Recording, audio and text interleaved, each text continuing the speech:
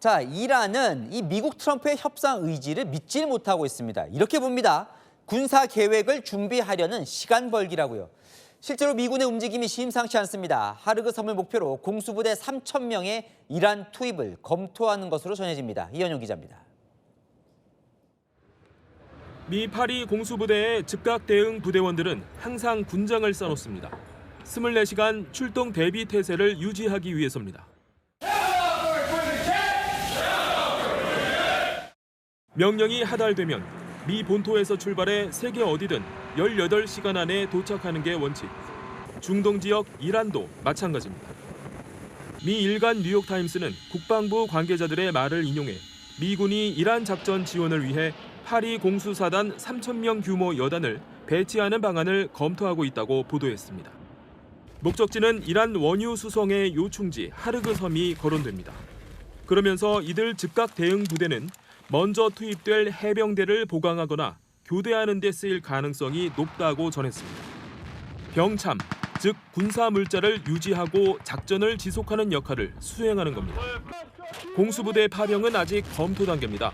하지만 파리 공수사단 본부 일부는 긴급한 파병 명령에 대비해 이달 초 타 지역에서의 훈련 참가를 급히 취소한 정황도 포착됐습니다. 파리 공수사단의 즉각 대응 여단은 지난 2020년 바그다드 대사관, 2021년 아프가니스탄 철수 작전, 2022년 우크라이나 작전 지원 등 최근 몇 년간 긴급 파병이 필요한 경우 초기에 투입된 부대입니다. 채널A 뉴스 이현용입니다. 자, 미군의 제3일 해병 원정대는 이미 중동 도착이 임박했습니다. 일본 오키나와에 주둔하고 있던 해병 원정대 이미 출발을 해서 싱가포르 거쳐서 중동으로 오고 있죠. 이란이 긴장할 수밖에 없는 이유, 이 미니 항공모함이라고 불리는 강습 상륙함 이 트리폴리에 약 2,500명의 해병대 요원이 탄 것으로 전해집니다. 이 상륙함엔 이런 무시무시한 무기들이 보통 탑재되어 있습니다. F-35 비스텔스기, 방공망 피해 깊숙하게 이 지휘부를 은밀하게 폭격할 수 있죠. 오스프리 수직 이착륙기, 이 활주로 없어도 수직으로 떠서 내륙 깊숙한 곳에 병력을 떨어뜨려 침투시킬 수 있습니다. 장갑차도 대거 실려 있죠. 바로 해안으로 상륙할 수 있습니다. 공군, 지상군, 이 지원 부대까지 종합 세트가 있는 곳이 확인이 됐습니다. 트럼프 대통령이 언급한 유예 기간 5일 내에 중동에 도착할 수 있을 것으로 보입니다. 이솔 기자입니다. 최근 이란이 탄도미사일 공격을 했다가 미 군함에 요격당했던 인도양 디에고 가르시아 섬의 미영 합동군사기지. 미 해병대 제31 해병 원정대를 태우고 2주 전 일본 오키나와를 떠났던 강습 상륙함 트리폴리와 상륙 수송함 뉴올리언스가 이곳에 도착했다는 보도가 나왔습니다. 중동 작전구역인 아라비아해까지 약 3,500km 거리로 이들 함대가 최고 속도로 24시간 내내 항해한다면 나흘 정도면 도달할 수 있습니다. 월스트리트 저널은 미 정부 관계자를 인용해 해병대원 2,200여 명을 태운 함대 두 척이 트럼프가 제시한 유예 시한 직전인 오는 27일쯤 작전구역에 진입할 예정이라고 전했습니다. 이들이 도착하면 이란 원유 수출의 90%를 담당하는 하르그 섬 점령 작전 등에 즉각 투입될 가능성이 제기됩니다. 여기에 지난주 미국 샌디에고를 출발한 복수함 전단도 제11 해병 원정대 약 2,500명을 태우고 중동으로 이동 중입니다.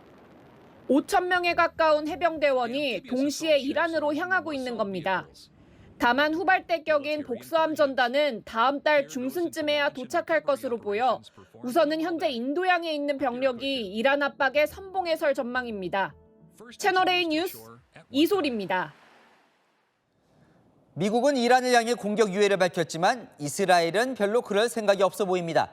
트럼프 대통령의 발표 50분 만에 이란 테헤란과 레바논 베이루트에 공습을 퍼부었습니다. 이서영 기자입니다.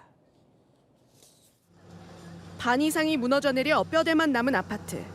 긴급 구조대원들이 투입돼 건물 잔해를 치웁니다.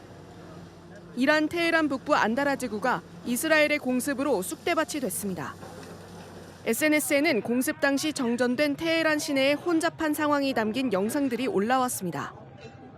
트럼프 미국 대통령이 이란에 대한 공격을 유예하겠다고 발표한 지 50분 만에 이스라엘군은 테헤란 심장부에 있는 이란 테러 정권의 표적을 공습 중이라고 밝혔습니다. 미국의 대화 의지와 관계없이 공습이 이뤄진 겁니다. 이스라엘은 앞으로도 이란을 향한 군사작전을 멈추지 않겠다는 의지를 분명히 했습니다. במקביל, אנחנו ממשיכים לתקוף גם באיראן וגם בלבנון. והיד עוד נטויה. אנחנו נשמור על האינטרסים החיוניים שלנו בכל מצב. 이스라엘은 친이란 무장정파 헤즈볼라를 겨냥해 레바논에 대한 공격도 이어갔습니다. 베이루트 남부 교외에는 밤사이 미사일 공격으로 연기가 치솟았습니다. 레바논 보건부는 베이루트의 아파트가 공격당해 최소 2명이 숨졌다고 밝혔습니다. 미국의 종전 모색과는 별개로 이스라엘은 이란과 헤즈볼라를 겨냥한 공격 의지를 굽히지 않고 있습니다. 채널A 뉴스 이서영입니다. 네, 국제부 성일환 기자 다시 나왔습니다. 트럼프 대통령의 이 5일간의 유예가 정말 연막작전이냐, 진짜 종전으로 가는 거냐 이건데 앞서 리포트 보면 아예 뭐 군사작전을 접은 것 같지는 않아요 또. 네, 맞습니다. 이번 5일, 즉 닷새간이요. 이 미군 전력을 재정비하는 시간이다. 이런 분석도 꽤 많습니다. 일단 그 지상작전 유력 후보로 거론되는 30일 해병 원정단을 태운 강습 상륙함 트리폴리의 위치를 보면요. 우리 시간으로 오늘 오전 기준 이 트리폴리는 인도양 디에고 가르시아 기지에 있는 걸로 나옵니다. 디에고 가르시아 기지는 미국과 영국의 합동기지가 있는 전략적 요충지인데요. 뭐 연료 보급이나 또는 전력 재정비를 위한 중간 기착지로 삼았다 이런 해석도 나오고요. 또 이번에도 또 그곳에 남아서 이 전력 재정비를 하고 있다 이런 해석들이 계속해서 나오고 있습니다. 결국 관심은 그게 이제 호르무즈 해협을 뚫을 거냐인데 지금 어디 있다고 디에고 가르시아 여기서 호르무즈까지는 얼마나 걸려요? 네, 저희가 거리를 계산해봤는데요. 이 디에고 가르시아 섬에서 호르무즈 해협까지는 약 3,800km 정도입니다. 이 트리폴리 기종이요. 하루에 약 800에서 900km 정도가 전진이 가능하거든요. 따라서 사흘에서 나흘이면 오만만을 거쳐서 호르무즈 인근 해협까지 올라갈 수 있고요. 닷새 정도면 이란 남부 해안 또 하르그 섬까지 공습, 상륙 작전의 범위 안에 들어온다는 계산이 나옵니다. 그러다 보니까 이란이 의심도 할 만하네요. 지상전 전면전 카드가 남아 있어 보여요 일단은. 네, 이 미국이 지상전 가능성까지 열어둔 상태다 이런 신호가 계속 나오고 있는 거죠. 미국 본토에서도요 이미 추가 병력이 중동으로 향하고 있고 세계 어디든 18시간 내에 작전 수행이 가능하다는 이 최정예 공중 강습 부대 8.2 공수사단 투입 이야기도 나오니까요. 즉 닷새간 가장 강하게 때릴 준비를 마치는 시간이다 이런 해석도 많습니다. 미국에서는 대체 어떻게 봅니까? 이 5일이라는 기간을 딱 찝었잖아요. 이게 진짜 연막작전이에요? 뭔가 군사작전을 하기 위한? 네, 그런 군사작전뿐만이 아니라요. 경제, 또 시장 충격을 완화하려는 계산도 분명히 깔려있다. 이런 분석이 많습니다. 우선 타이밍부터 보시면요. 공교롭게도 이 트럼프 대통령이 이란 공습작전을 닷새간 미룬다는 발표, 뉴욕 아침 개장 직전 시간대에 나왔습니다. 발표 직후에 뉴욕 증시가 급등했고 시장이 바로 반응했죠. 이 닷새라는 숫자 자체도 뉴욕 증시 거래일과도 정확하게 겹칩니다. 이 기간 동안은 공습은 최소한 안 한다. 이런 신호를 던져서 불확실성을 잠깐이라도 걷어낼 수 있다는 거죠. 협상에 실패하더라도 이 실제 공습은 주말로 또 넘길 수가 있는 구조입니다. 그래서 이번 5일, 즉 닷새를 군사포석을 완성하기 위한 시간 벌기이자 뉴욕 증시와 유가를 진정시키는 이 경제적인 방어막이라는 해석도 나오는데요. 진짜 협상 출구로 쓸지 아니면 군사 옵션을 정리해서 확전 쪽으로 넘어갈지 이제 남은 닷새가 그 갈림길이 될 걸로 보입니다. 잘 들었습니다. 하는 기자 성일환 기자였습니다. 네, 트럼프 대통령이 미사일 불능화시켰다고 해왔지만 이란은 보란 듯이 새로운 미사일 기지를 공개했습니다. 트럼프 당신은 해고다. 이란 혁명수비대 대변인은 트럼프 대통령의 단골 멘트를 활용하며 받아쳤습니다. 서창우 기자입니다. Hey Trump, you are fired. You are familiar with this sentence. 도널드 트럼프 대통령의 유행어를 그대로 흉내내며 미국을 조롱한 이란 혁명수비대. 미국이 자신들의 에너지 시설을 공격하면 재건할 때까지 호르무즈 해협을 봉쇄하겠다고 으름장을 놨습니다.